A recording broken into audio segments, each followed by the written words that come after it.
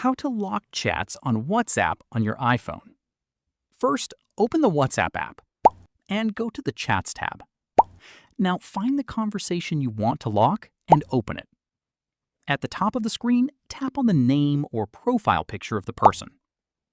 Next, scroll down until you find Chat Lock. Now, turn on Lock This Chat. WhatsApp will ask you to confirm your identity using Face ID, Touch ID, or your iPhone passcode, depending on your device and settings. Once you've confirmed, this conversation will be moved to the Locked Chats section and will no longer appear normally in your main chat list. To access your locked conversation, go back to the chat screen and swipe down on the chat list. You should now see Locked Chats.